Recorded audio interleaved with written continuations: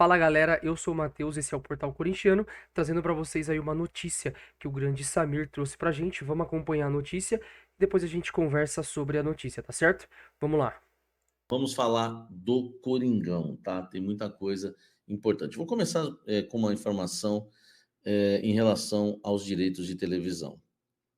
Hoje surge uma informação que a Globo ofereceu 300 milhões de reais para o Corinthians fechar um contrato com a Globo, que seria Globo barra Libra. É bom lembrar que eh, a Liga Forte saiu fora, né, desse contexto.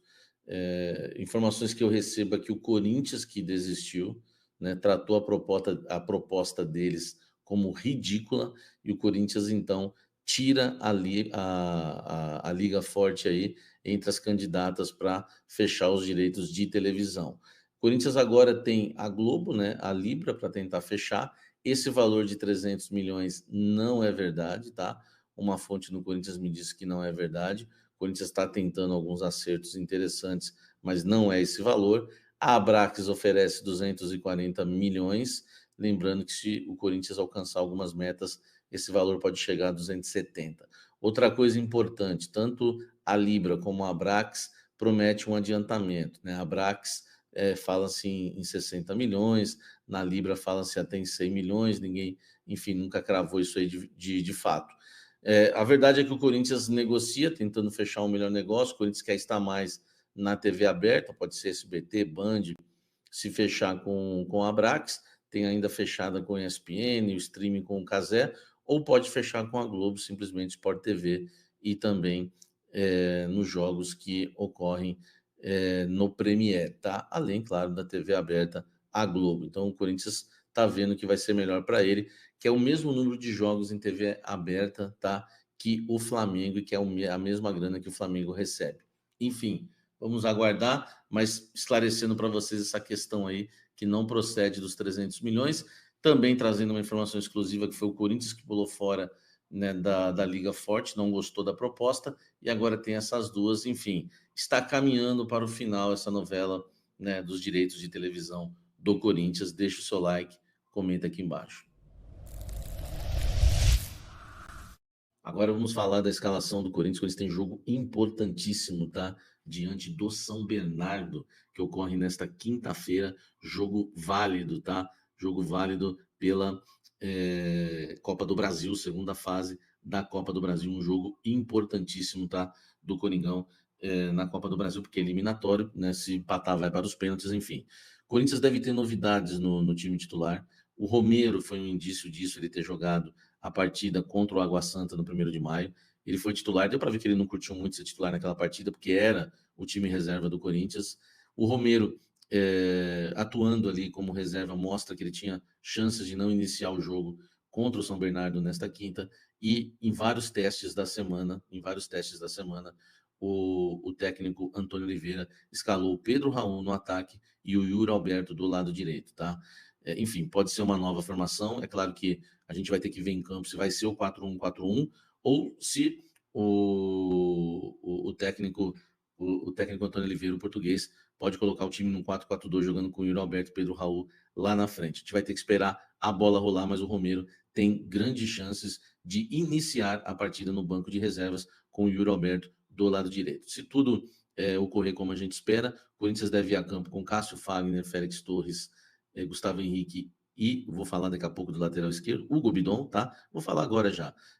No meio-campo, Ranielli, né, entre as linhas, depois de Yuri Alberto, Garro, Michael, Wesley e lá na frente o Pedro Raul, Romero perdendo espaço. Já era o Romero que ia perder espaço para a entrada do Coronado, o Coronado se lesionou e agora, enfim, não fica à disposição. O Pedro Raul ganhando a sua chance, ele que fez um gol diante do Santo André, um gol importante que deu aquela vitória no finalzinho. Claro que depois não resolveu nada, mas foi importante pro Pedro Raul, né, fazer aquele gol da vitória. E vou te falar agora na lateral esquerda, hein? Joga Bidu ou joga Hugo? Vai ser agora, depois da vinheta. Hoje todos foram pegos de surpresa porque o Corinthians decidiu inscrever o lateral esquerdo Matheus Bidu na Copa do Brasil. E aí surgem as especulações se o Bidu realmente tem ganhado aí, ou ganhou a posição de titular do Hugo, que ainda não mostrou, né, enfim, um bom futebol jogando com a camisa do Corinthians. Eu acho que contra o Santo André, o Hugo fez até uma boa partida, né, no duelo contra o Ramalhão. Agora vamos lá. O Bidu está inscrito na Copa do Brasil. Uma fonte me disse que ele treina bem, tá? Mas uma fonte me garantiu que ele não treinou nenhuma vez na equipe titular, inclusive nessa semana. Então, essa fonte me cravou que ele não será titular na partida contra o São Bernardo nessa quinta-feira. Repito, jogo decisivo do Corinthians. Então, o Bidu foi relacionado para o jogo, foi inscrito na Copa do Brasil, até mais por uma necessidade de elenco, já que o Palácios ainda não voltou e que todos esperam que esse seja o titular da lateral esquerda do Timão. Por enquanto, o Hugo deve continuar como titular. Uma fonte me cravou que o Bidu inicia no banco de reservas. Claro que se mudar alguma coisa, eu tento avisar vocês antes do jogo, mas não deve mudar, até porque a fonte me disse hoje, após o treino, né, me garantiu após o treino do Corinthians. Então, seria muito estranho, né, o Antônio Oliveira treinar com o Hugo de titular durante todo esse período, e depois no jogo contra o São Bernardo aparecer com o Bidu de titular, sendo que ele não treinou nenhuma vez entre os titulares. Me falaram que ele treinou sempre no time reserva, mas treinou bem, tá?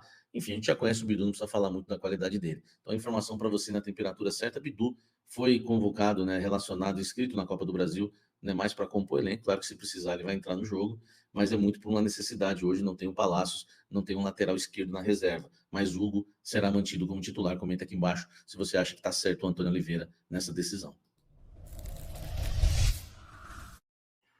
Ai, meu Deus, agora meu amigo Leonan fica todo arrepiado. Vou falar de Gabigol no Corinthians, tá? Na verdade, eu decidi apurar mais uma vez, tá? Às vezes as pessoas acham, sabe, de novo esse assunto. Esse assunto foi hoje divulgado no jornal Dia do Rio de Janeiro, que é um dos principais jornais do Rio de Janeiro, se não é o jornal de maior audiência, tá? Muita gente viu o post aí nas redes sociais, né, do repórter Fabrício Lopes, né, que escreveu a matéria, tá? Eu tô aqui, eu nem vou colocar a matéria porque vai gerar e pode gerar algum problema para mim no YouTube. Gabigol ele começa dizendo 276 jogos, 155 gols, uma média de 0,56 gols por jogo, 43 assistências, 11 títulos e um vice-campeonato mundial. Esses são os números alcançados por Gabigol desde a sua chegada ao Flamengo, tá? Ele diz mais aqui na matéria. Entretanto, seu contrato chegando ao fim em dezembro, sem um posicionamento do clube para renovação, Gabigol já começa a pensar em seu futuro longe do Mengão. E o Corinthians segue acompanhando de perto todo o desenrolar da situação, aguardando parcialmente por um desfecho favorável à ida do artilheiro ao clube paulista. O Corinthians pensa ainda em oferecer ao jogador um pré-contrato a partir do meio deste ano. Enfim, tem mais coisas lá na matéria, inclusive detalhes sobre esse pré-contrato e também em relação aos números do Gabigol na atual temporada, né, que não são nada bons, né? Ele tem 293 minutos jogados, 2 gols apenas. O Pedro, que é o seu principal concorrente, tem 552 minutos, 9 gols e uma assistência. O Gabigol é o quarto artilheiro do Flamengo no Carioca, fica atrás do Pedro, do Cebolinha e do Arrascaeta, tá? Eu fui apurar, fazer minha parte, né? Não dá só para ler a matéria e crer na matéria. Eu fui apurar e me falaram realmente que existe o interesse do Corinthians num pré-contrato com o Gabigol no meio do ano. E que, se possível, o Corinthians tentaria um acordo com o Flamengo para não esperar, né? Para ter o Gabigol somente na temporada 2025. O Corinthians tem um salário para oferecer para ele. O Corinthians, enfim, teria que se virar com o Flamengo. O Corinthians não quer pagar também uma grana de direitos econômicos para o Flamengo, até porque ele está com um contrato no final. O Corinthians visa um salário apenas para ele, claro que seria um ótimo salário, e claro, né, tem a intenção de contar com o Gabigol. Não há negociação aberta, mas há um monitoramento do Corinthians visando um pré-contrato no meio do ano, para quem sabe já tentar também uma liberação. Mas eu vou repetir uma coisa para vocês, a informação do dia bate com a informação do Corinthians, mas eu tenho sempre um adendo a fazer, como eu fiz na primeira vez, acompanhando todo o caso, trazendo as informações, muitas vezes em primeira mão do caso do Gabigol. O problema sempre é o Gabigol. O problema não é o Flamengo. Acredito que o Corinthians, pedindo uma liberação para o Flamengo, se chegar a um acerto com o jogador, aí sim ele será jogador do Corinthians. O problema é o Gabigol. Ele insiste ainda em ficar permanecendo no Flamengo, tentando retomar o seu espaço. Vamos aguardar. O Jornal Dia falou que ele não vai renovar, tá? Até porque ele não abre mão daquele contrato que ele pediu de renovação. Enfim, ele fez jogo duro realmente em relação a isso, não vai mudar e não quer renovar se não for pelo contrato que ele pediu. Esse contrato que o Corinthians aceita pagar para o Gabigol. Então a gente vai ter que aguardar até o meio do ano, tá? Pelo menos, para saber, né, o que vai pegar em relação a Corinthians e Gabigol e se teremos novamente uma negociação aberta. O Corinthians quer tanto o Gabigol que evita polêmicas, não quer polêmicas com o empresário dele, não quer polêmicas com o Flamengo, porque o interesse existe, o sonho continua, tá? O Corinthians evita qualquer assunto, por que que não veio, por que que desistiu, aquelas farpas que foram iniciadas não vai existir mais. Pode anotar aí, porque o Corinthians tem sim interesse no jogador, mas por enquanto não passa do interesse, não há a negociação aberta e repito, tudo vai depender mais uma vez. Então, é isso, né? A informação que estava circulando aí, que estava rolando de que a Globo havia oferecido 300 milhões de reais. Ela não é verdade. O Samir confirmou pra gente essa informação. Não existe 300 milhões de reais oferecidos pela Globo, tá certo? A questão da lateral esquerda, surgiu aí esse indício de novidade, né? Que na verdade não é uma novidade, que também já foi descartado aí, que é por conta da inscrição do Matheus Bidu. Surge aí o burburinho de que o Matheus Bidu deve ser titular. Porém, descartado também.